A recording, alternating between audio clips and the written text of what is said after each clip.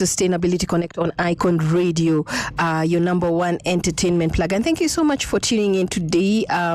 We are super excited that, the rains have subsided and at least the rain is, the sun is out, and we are now trying to recover in the aftermath of what truly happened in the last couple of days. And we're just praying that, kusinyeshe tena zaidi ya hapo. It's been crazy.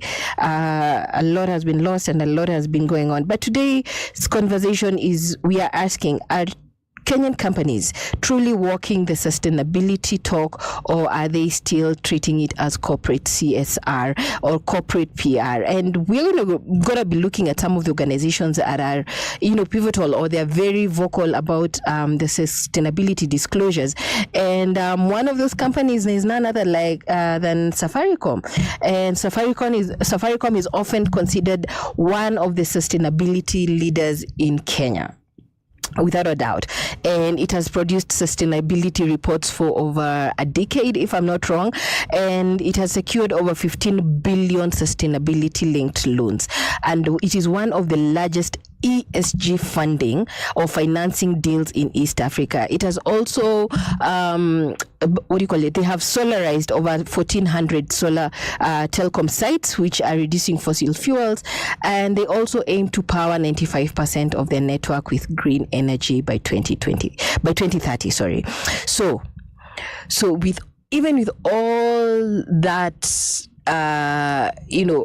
energy and all that power and all that, good report, what are some of the misses that Safaricom has experienced? And, we're looking at telecom networks always consume massive energy through data centers and base stations and e-waste from devices and network equipment. This remains to be a growing issue. So the big question is Safaricom sustainability leadership transformational or simply ahead in reporting? So those are the questions that we are asking when you're talking about, is sustainability a hit or a miss when it comes to corporate sustainability reporting? Are we quick to report our disclosures, or are we quick to act kwa ground vile mambo inafaa kuwa? So that is just one, and then we move swiftly into the banking sector, where we're looking at the sustainable financing. And the second sector that is shaping sustainability in Kenya is banking. And banks influence sustainability because they decide what projects get financed. And for example, let's take a bank like KCB, for example. They have screened over 615 billion worth of loans for environmental and social risks. This is by helping integrate ESG into lending decisions. So this is very significant because this means that companies that are seeking loans may now be evaluated for 1, environmental risks, 2, your social impact, and 3, governance practices. So, however, this may be one of the biggest challenges affecting a lot of companies that are seeking financing. If you do not have your checks and balances when it comes to environmental and social impact and governance practices, then you may miss the mark when it comes to, getting this financing. But many banks still finance carbon-intensive industries such as manufacturing, infrastructure, and extractives without full disclosure of the climate impact of their loan portfolios. So that is one of the challenges that they're experiencing. And so while the banks are making progress, the true climate-aligned finance is still evolving. And I hope that, we are learning as we're going. We're getting to understand what climate financing is all about, what disclosures they're looking for, what they need you to be keen on, and then they are able to finance your organization or your industry. So just be on the lookout for that, and just understand that in as much as there's progress, there's still something that needs to be done by you as an individual. And then when we move swiftly into the manufacturing sector, especially when we're looking at some of the listed companies like ABL. This is one of the most interesting sustainability case studies in East Africa because breweries face a major sustainability challenge. One, water use. So what have they done? They have improved, EABL has improved to work to improve water efficiency and reduce waste. So for example, the company improved water use efficiency to put 2.84 liters per liter of beverage produced. So they also say they have replenished over 700 million liters of water annually through restoration projects. So this is reforestation and everything like that. But it also raises a bigger sustainability question. Water replenishment projects often take years to deliver benefits. While water extraction from rivers and aquifers happens immediately, so communities and regulators often ask, are corporate claims like water positive truly measurable? So those are some of the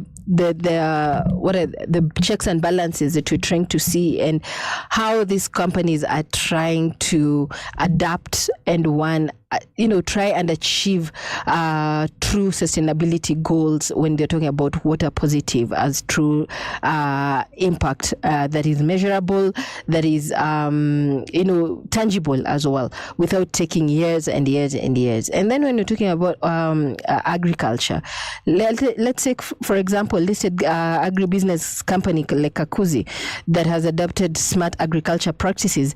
So one of the beauty about it is they have built over 19 dams to harvest rainwater. They have to harvest rainwater and storing about 12 million cubic meters of water. But it also tracks its carbon footprint and supports restoration initiatives. So what the big question here is, for balanced productivity with environmental stewardship, is land rights conflict still an issue? Is biodiversity loss still an issue? Is water stress still an issue? And labor rights concerns still an issue? These are some of the gaps that are still there, but they are trying to combat them because they are looking at ESG holistically and measurably. When we come back, we're going to be looking at what other industries out there are supporting the ESG agenda, and what are the corporate checks, misses and checks when it comes to corporate sustainability reporting. So we're going to take a short break, and when we come back, we discuss more of this. And this is Sustainability Connect on Icon Radio, your number one entertainment plug.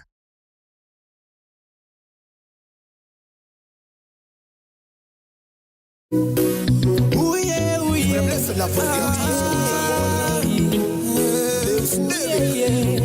Alongside Daddy.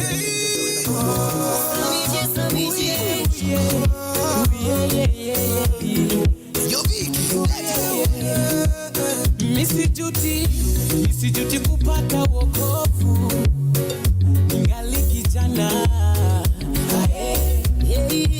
Nimepata amani iliyo ya kweli, amani ambayo sikupata kwingine. Mungu nayejivunia si Mungu niliyesikia, ni Mungu ambaye nimeona akitenda. Kwake napata raha, kila kitu nafanyiwa, sio ni hasara, Mungu ananipenda. Kwake napata raha, kila kitu nafanyiwa, sio ni hasara, Mungu ananipenda.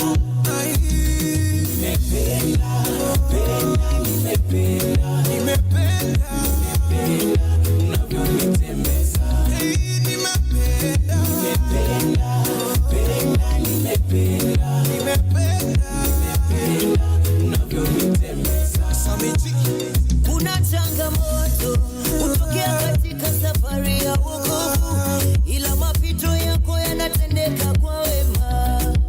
Piga simu, pigia rafiki zako simu wote leo, uambie una shida sana, unahitaji sapoti. Ukimaliza, pigia na Mungu wako goti, kisha naye umwambie una shida sana, unahitaji sapoti. Hapo ndipo utaona nani anayekutania,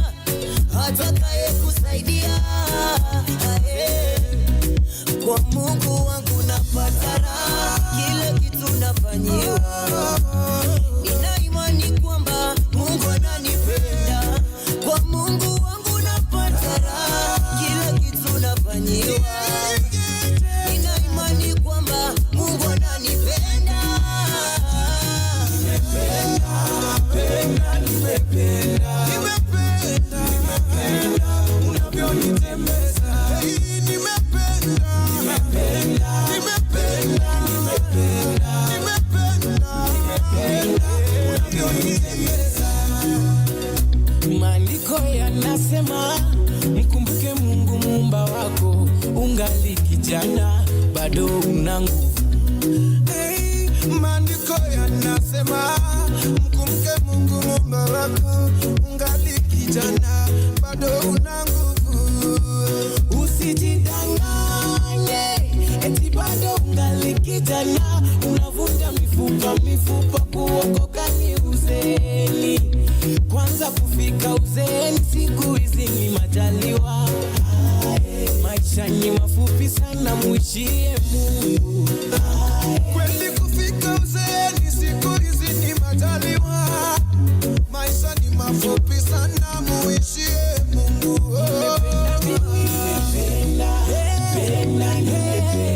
Nimependa unavyonitembeza. Nimependa mimi.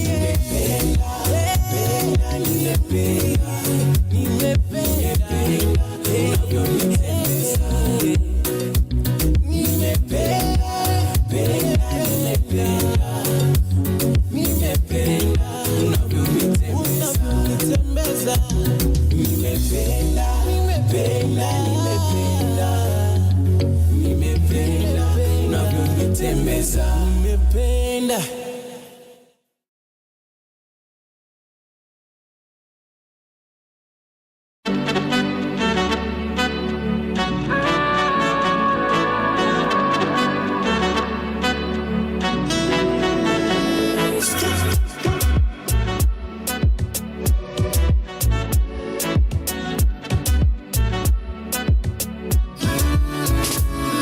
Hey Baba, Olodumare my one and only, the giver of life, ikotuna napa. Mesimama cause uko na mimi, you never let me go. Mipaka yangu umeitanulia mbali, even sky see your limit kwa ikibali. Hata haters wanashangilia kwa ndani, umewawinga oh. Sina kingine mimi najivunia zaidi yako Baba, maana niko tuli nimetulia, wewe unagabaya. Hata wale wananionea usuda, shabaya yao mbaya. Watataje mwamba umenifunika, ure watataya. Cause I know that you got me where you got me. You got me where you got me, Papa. You got me where you got me. That's why I never fall. You got me where you got me. You got me where you got me, Papa. You got me where you got me. That's why I never fall down. Iteleza baba unaniinua, janitupa wala ujanijutia.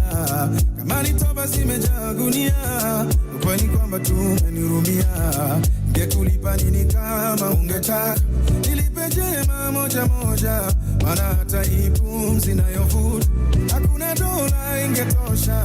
Na kingine mimi najivunia zaidi yako Baba, maana niko tuli nimetulia, wewe unagabaya. Hata wale wananionea usuda, shabaya yao mbaya. Utampataje mwamba umenifunika, ure watataya. Cause I know that you got me where you got me. You got me where you got me, Papa. You got me where you got me.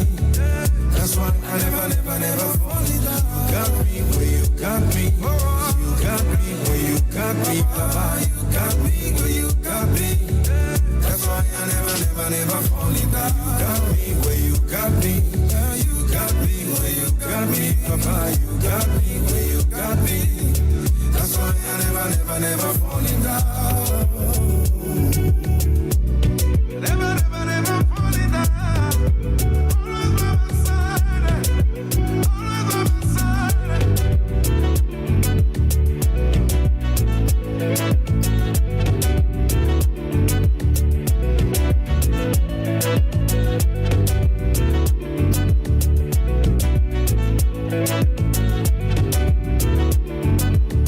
That's why I never fall in love. Killer. Welcome to the music surgery. Bora hata nimshukuru Mungu kwa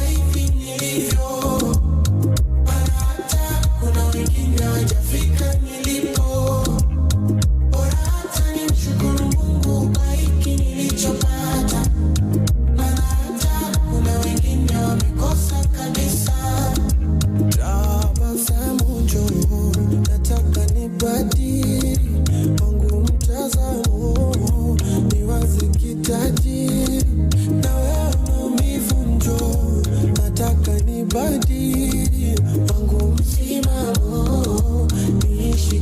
siri. Ile habari ya kulialia kila siku nakata. Na kama nilisainiwa mkataba nafuta. Ndugu tuliowasaidia wakaficha makucha. Walipofanikiwa wakataka kutushusha. Nafuta zile waibi. Sijapata kwa nini. Najawa ujasiri. Nitapata na mimi. Nafuta zile waibi. Sijapata kwa nini. Najawa ujasiri. Nitapata na mimi. Bora hata nimshukuru Mungu kwa hivi nilivyo. Bora hata kuna wengine hawajafika nilipo. Bora hata nimshukuru Mungu kwa hiki nilichopata. Bora hata kuna wengine wamekosa kabisa. Bora hata nimshukuru Mungu kwa hivi nilivyo. Bora hata kuna wengine hawajafika nilipo. Bora hata nimshukuru Mungu kwa hiki nilichopata. Bora hata kuna wengine wamekosa kabisa.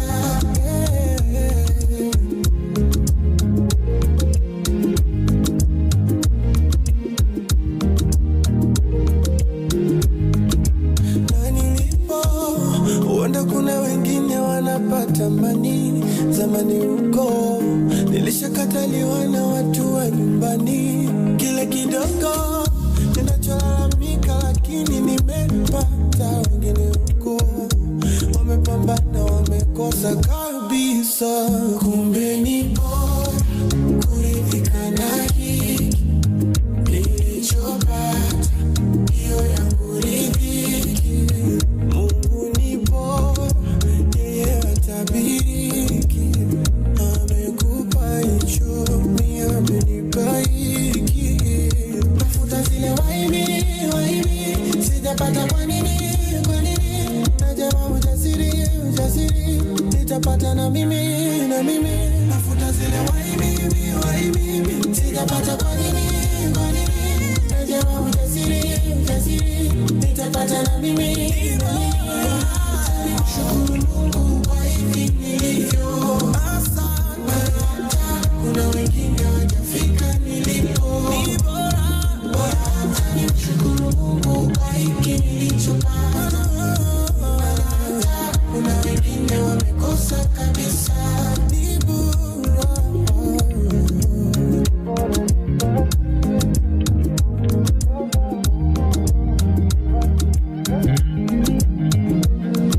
The Mixing Doctor.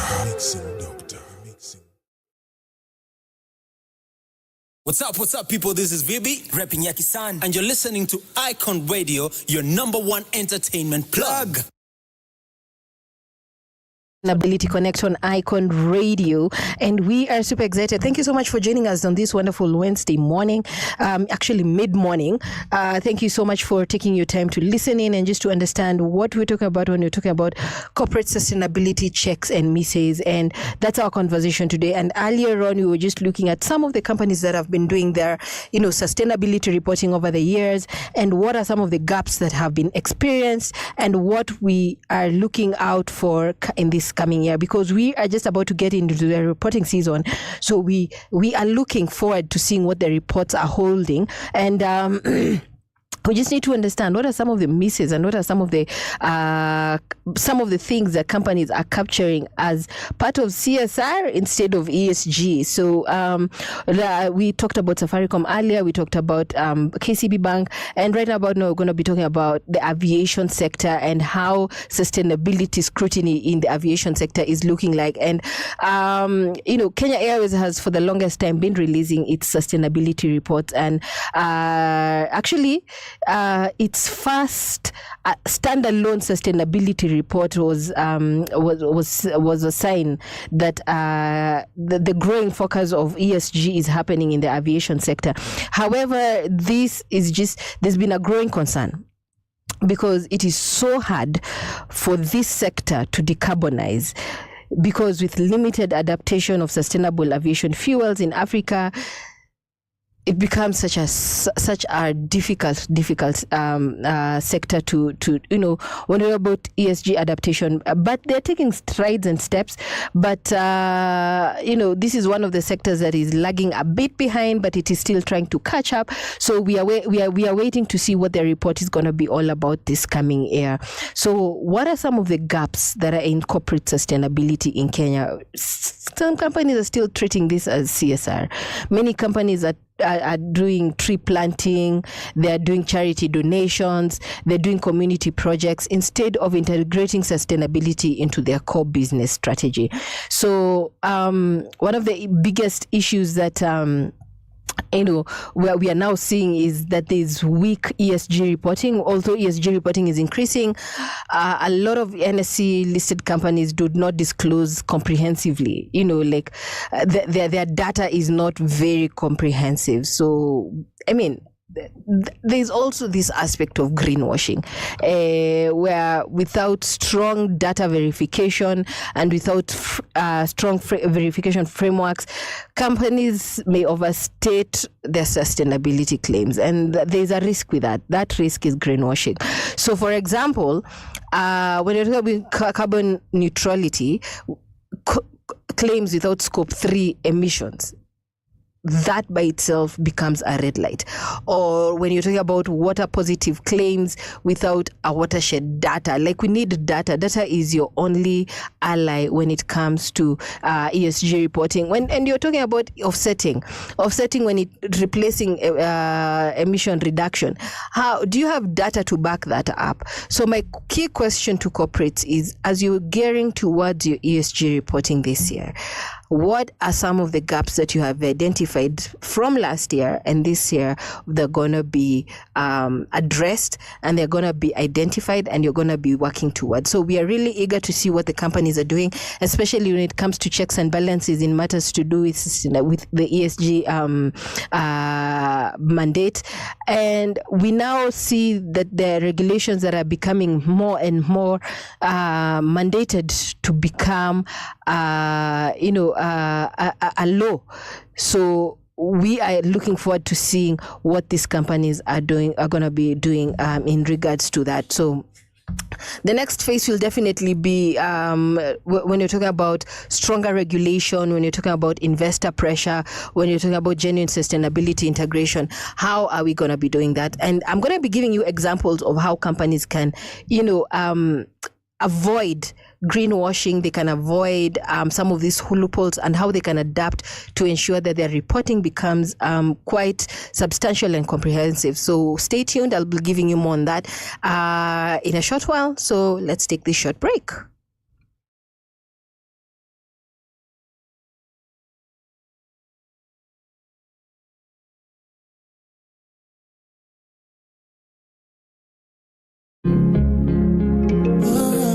Welcome to the Music Surgery.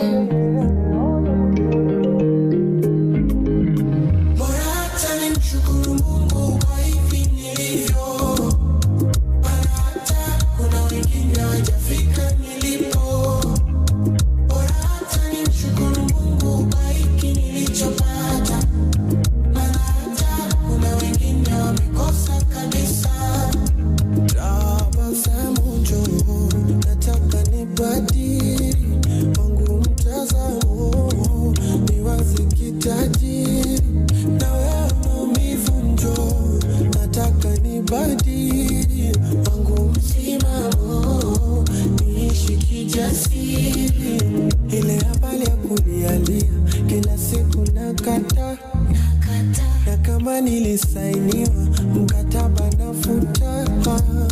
Ndugu tuliowasaidia wakaficha makucha. Walipofanikiwa wakataka kutushusha. Nafuta zile waibi, sijapata kwa nini. Najama ujasiri, nitapata na mimi. Nafuta zile waibi, sijapata kwa nini. Najama ujasiri, nitapata na mimi. Bora hata nimshukuru Mungu kwa hivi nilivyo. Bora hata kuna wengine hawajafika nilipo.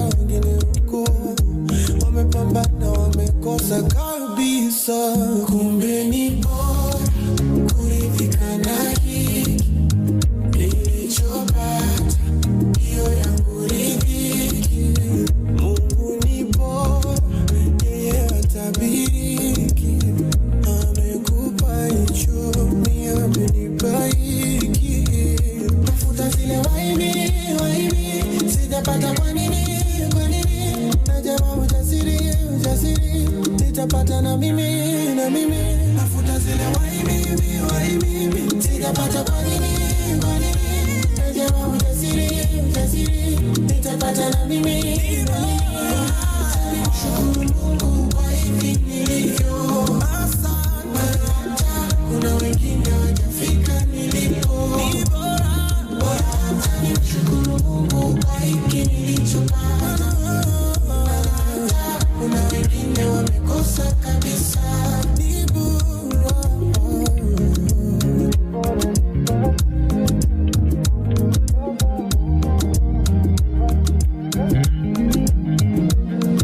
The Mixing Doctor.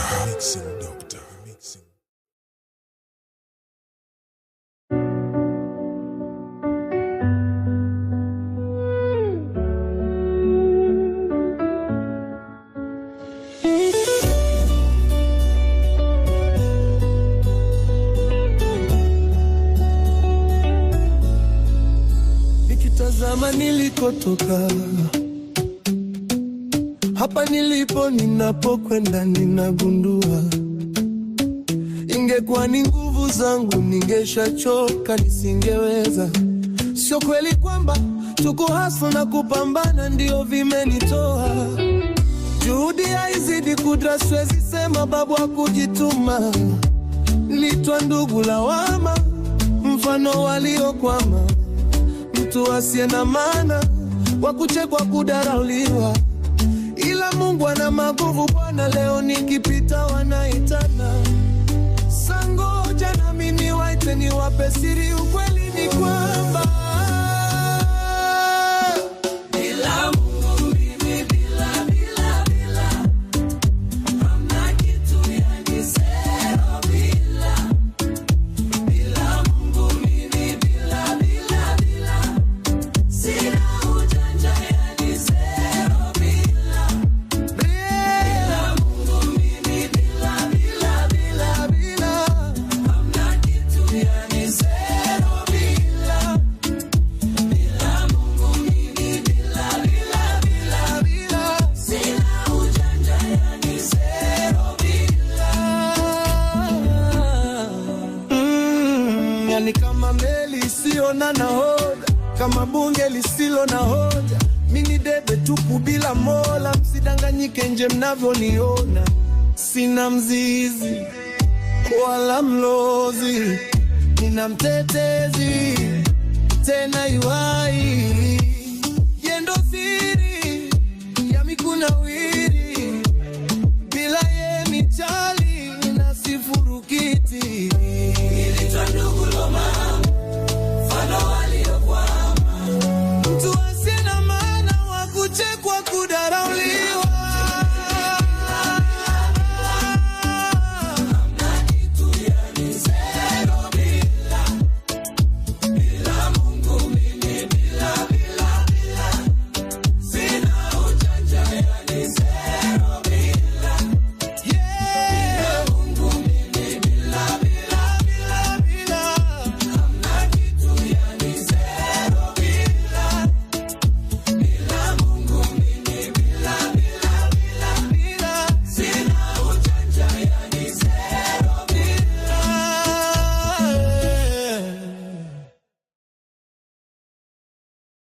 This is Icon Radio.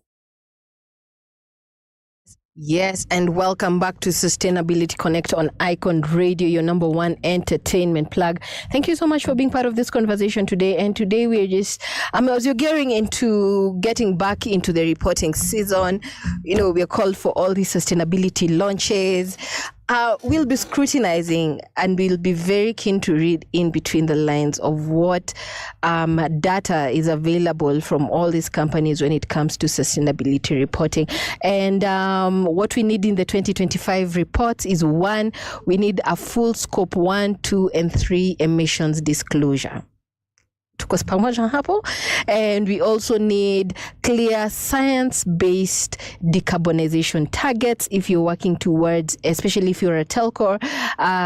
We also need to understand from every company what is your e-waste and recycling data and recovery rates. You get, because when you're talking about the topics, not the topics. When we're talking about the structures of the organization, we also need to know your supplier and ESG requirements for, especially when it comes to suppliers, like we need proper disclosures on that. Like, how are you doing your sustainable sourcing? When you're talking about the banking sector, what do we need to see when it comes to the banking sector? We need financed emissions reporting. How much carbon their loans support? Those are some of the things we'll be looking out for. We'll also be looking at their climate risk stress testings and lending portfolios. So we need clear targets. Especially when you talk about green versus brown financing ratios. Like, how do you rate this is green financing and this is brown financing? And also, when you're talking about sector transition plans for high carbon industries, how are you going to be doing that as well? When you're talking about manufacturing companies, especially companies that are dealing with let's say like EABL or Bamburi Cement, one will be looking at detailed water stewardship reporting. That is one. Also packaging and circularity metrics. We'll also be looking out for sustainable agricultural data for supplier farms and clear waste reduction targets. So this is the data that we're going to be expecting in the 2025 reports. And when you're talking about the transparency when it comes to carbon intensity metrics per ton, let's say especially in your organization when it comes to manufacturing, and also waste co-processing and alternative fuels that you're using when it comes to all these organizations. When it comes to the aviation industry, manze, we just need a clear roadmap of what you're hoping to achieve in the coming year, and what are your adoption timelines, and what are the carbon reductions per passenger kilometer. This is what we need to see in your reports. We just don't want to read reports that are very shallow. We need very comprehensive reports that are actually tangible, and we can actually identify and say this actually was done. We are not talking about guesswork anymore, and there's so many tools out there to support this initiative of sustainability reporting. So do not focus on just talking about tree planting and everything. Focus on tangible results. And one of the key questions that we're going to be having when you're talking about sustainability reporting or sustainability disclosures is the real tests for corporate sustainability in Kenya is not whether companies are publishing sustainability reports. It is, are those reports transparent? Are they measurable? Are they accountable? Or simply sustainability storytelling? So we need reports that are transparent, we need reports that are measurable, and we need reports that are accountable. And these are just some of the activities that you're going to be looking forward to reading when it comes to all these disclosures in the coming next few months. We are eager. We are excited to see this. And we're going to be talking more about this conversation about corporate myths and hits when it comes to corporate sustainability in Kenya and why it's becoming such a buzz at the moment. So we're going to take another short break, and when we come back, we're going to be winding it down, and we're going to be talking about why these reports are important in 2025-2026 annual year.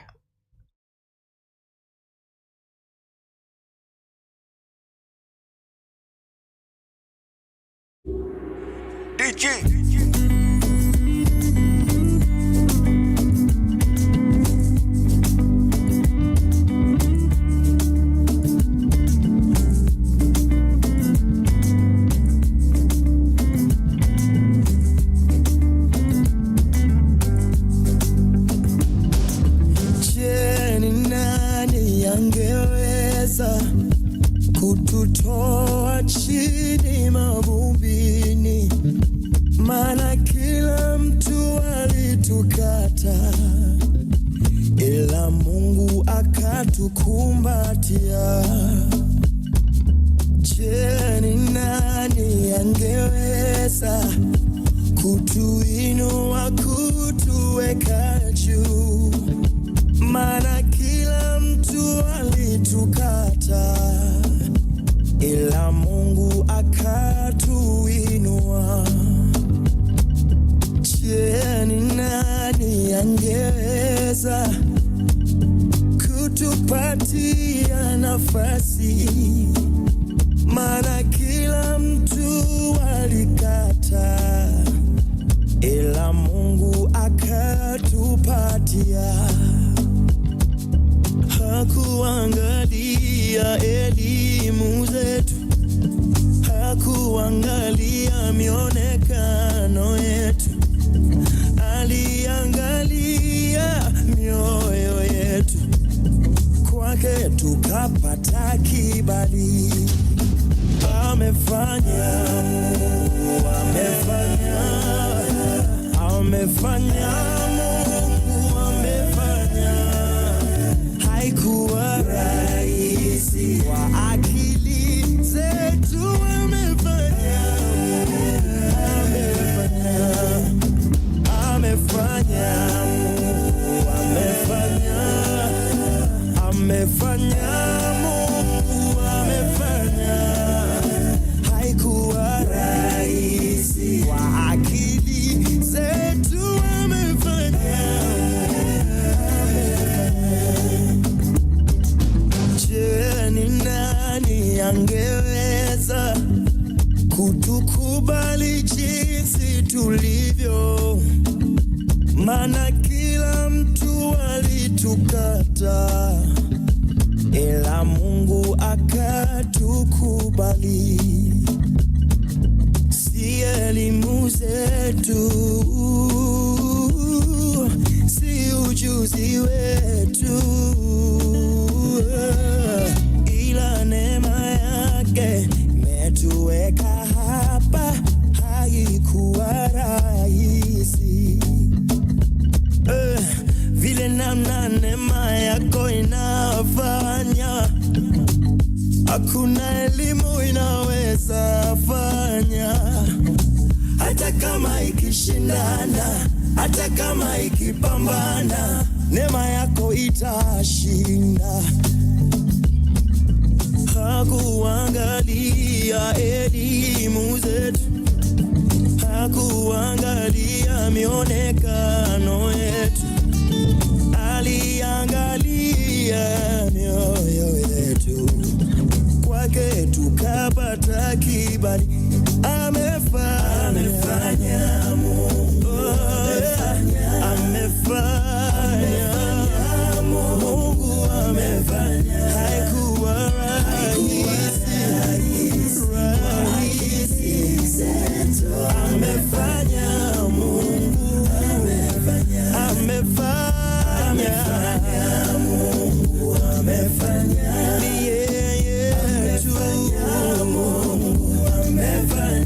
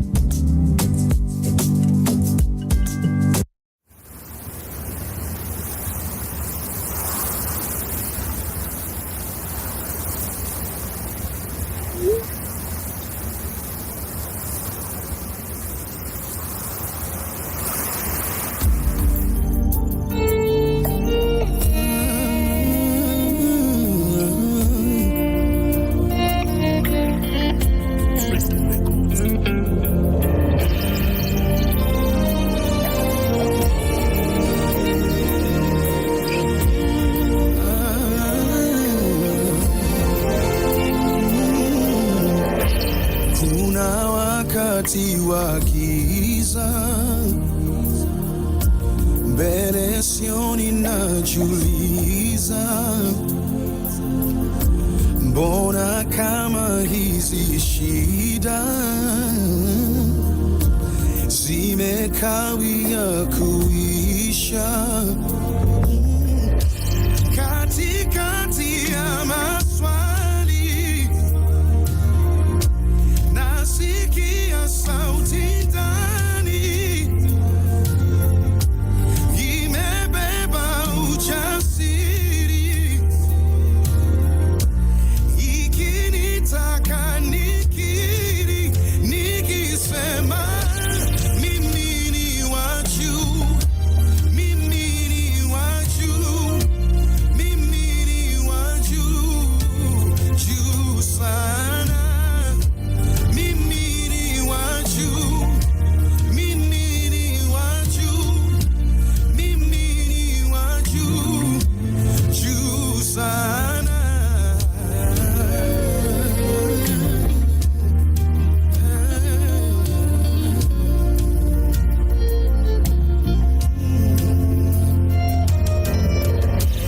Sitafsiriwi kwa haya machozi na magumu, mimi ni mshindi tu kama usindiye Mungu. Haijalishi ni giza, yeye ni nuru yangu. Nitashinda hii vita na yote yatakwisha. Tasimama tena, tainuka tena. Mimi ni wa juu tu, mimi ni wa juu tu. Tasimama tena, tainuka tena. Mimi ni wa juu tu, mimi ni wa juu tu. Ni wa juu sana, juu sana ya mawingu, juu sana. Nimeketishwa juu sana kwenye milele juu, na waza yaliyo juu, juu sana. Na waza yaliyo, na waza yaliyo, na waza yaliyo juu. Na waza yaliyo, na waza yaliyo, na waza yaliyo juu, juu. Mimi ni wa juu, ni wa juu sana. Haijalishi mazingira, haijalishi ninapitia nini, yote yatapita. Mimi nitashinda tu, wala juu sana, juu sana. Sitafsiriwi kwa haya machozi na magumu, mimi ni mshindi tu kama usindiye Mungu.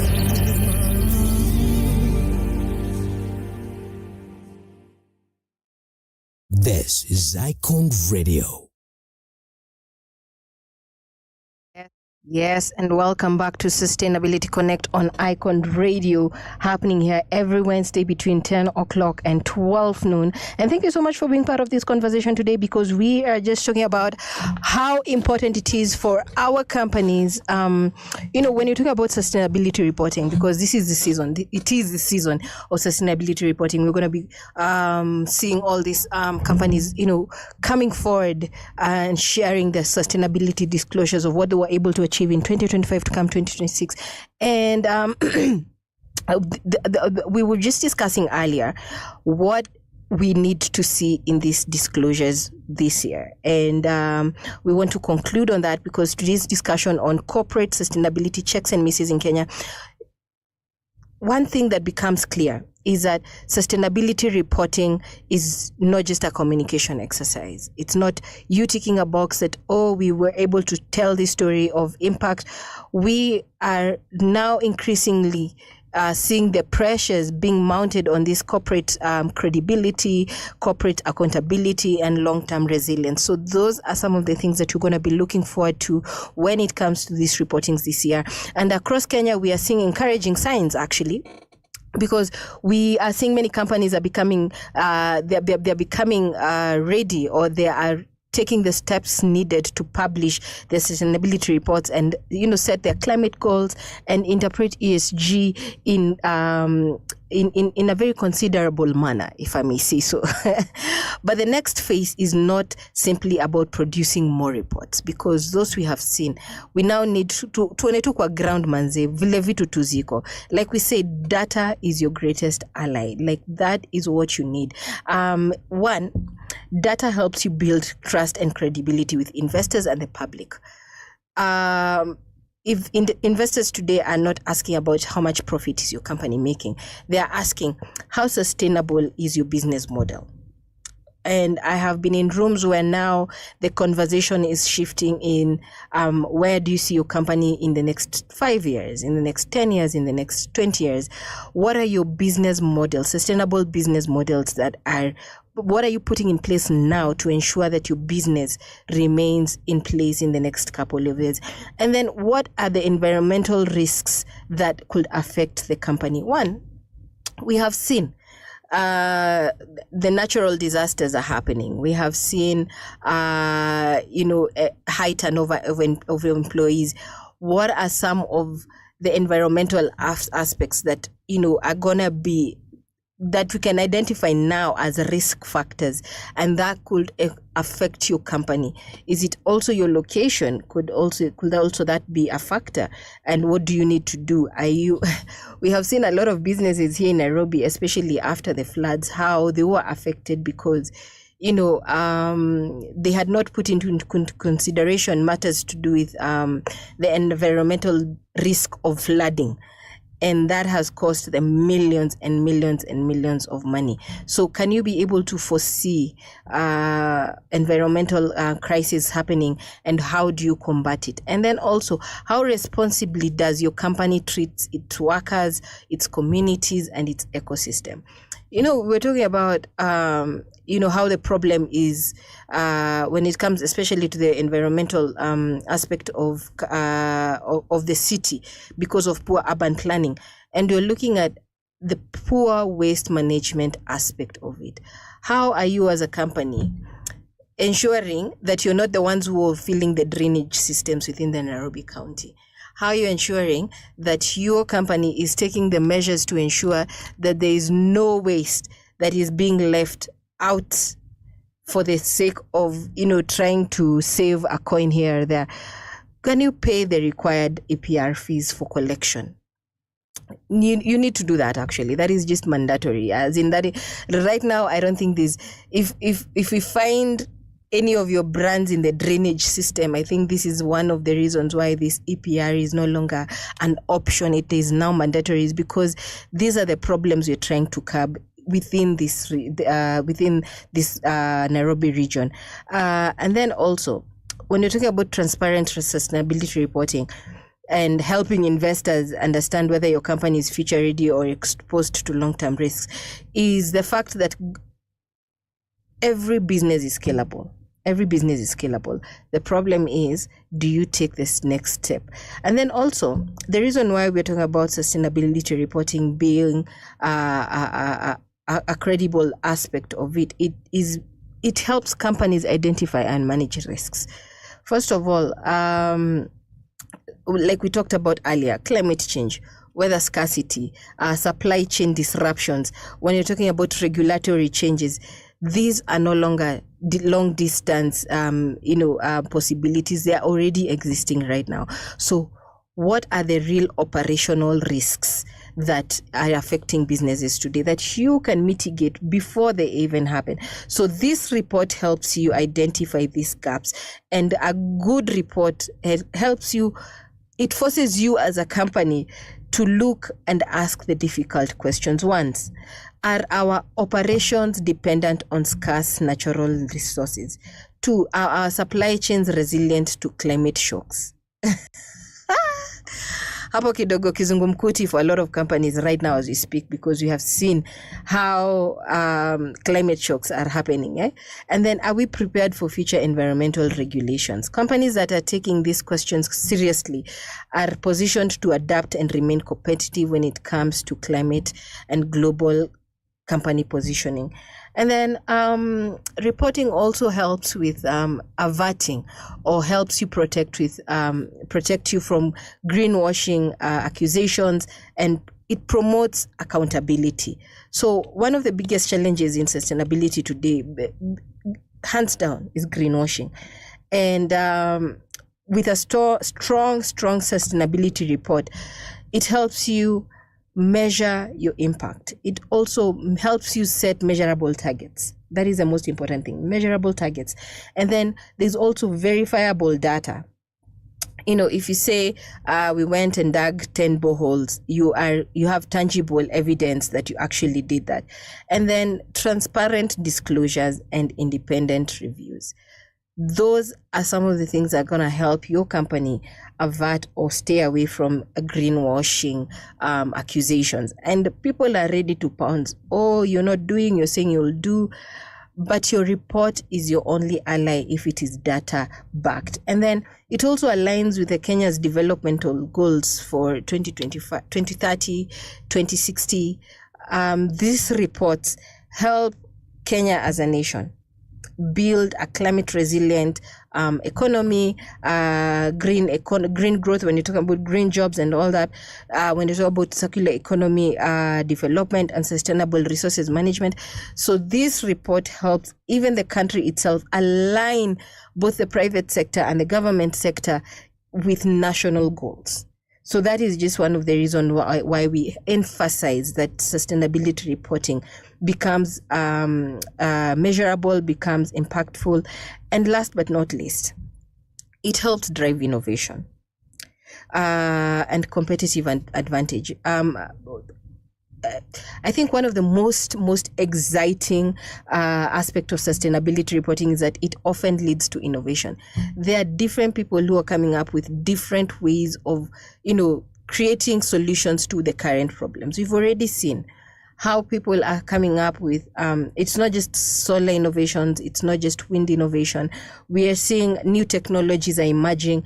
We are seeing more efficient production methods. We are seeing circular business models where we are moving away from a linear economy to a circular economy. We are talking about recycling, reusing, transitioning from one.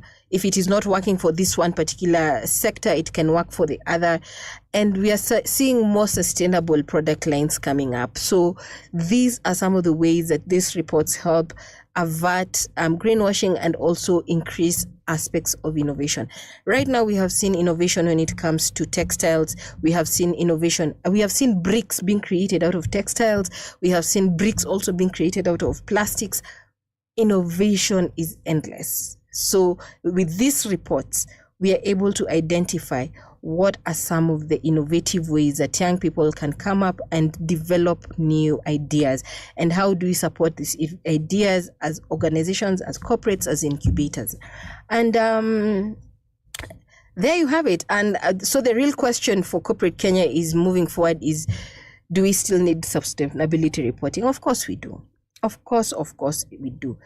However, in as much as we're talking about reporting, let it not be a very colorful document. Let it not be one of those, you call a press conference for a beautiful reporting.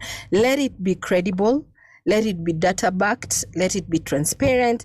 Let it be action oriented. Manze fika kwa ground. If manze your work is supposed to be fikaing to the ground. Fika kwa ground.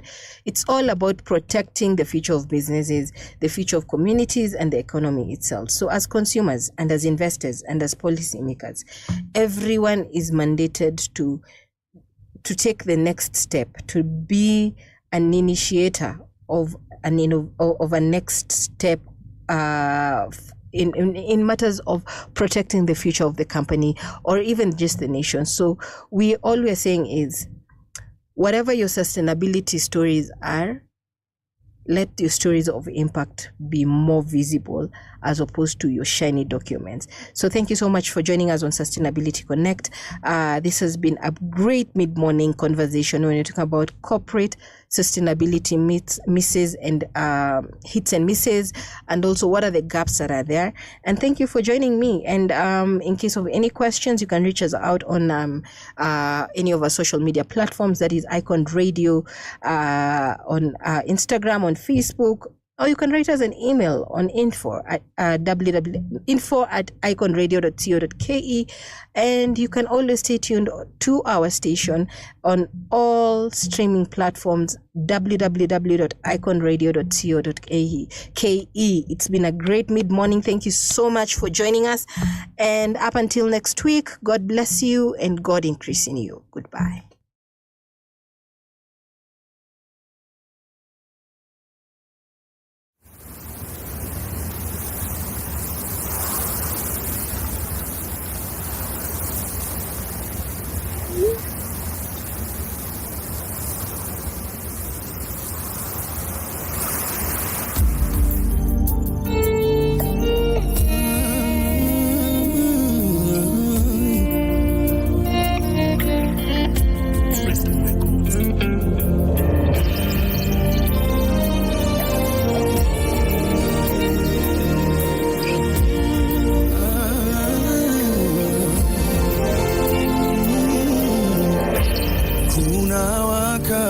wa giza,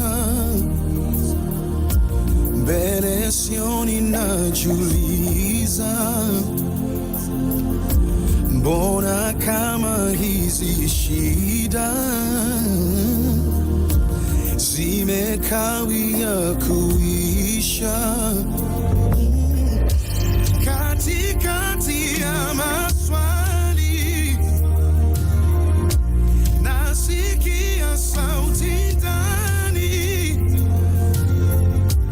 imebeba ujasiri,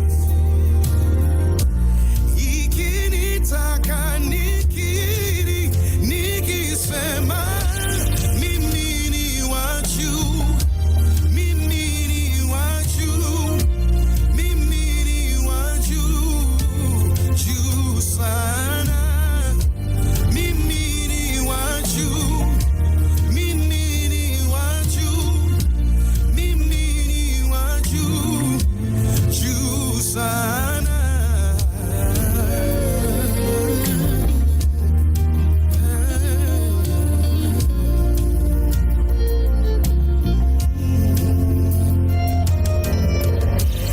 Sitafsiriwi kwa haya machozi na magumu, mimi ni mshindi tu kama usindiye Mungu. Haijalishi ni giza, yeye ni nuru yangu. Nitashinda hii vita na yote yatakwisha. Tasimama tena, tainuka tena. Mimi ni wa juu tu, mimi ni wa juu tu. Tasimama tena, tainuka tena. Mimi ni wa juu tu, mimi ni wa juu tu. Ni wa juu sana, juu sana ya mawingu, juu sana. Nimeketishwa juu sana kwenye milele juu, na waza yaliyo juu, juu sana. Na waza yaliyo, na waza yaliyo, na waza yaliyo juu. Na waza yaliyo, na waza yaliyo.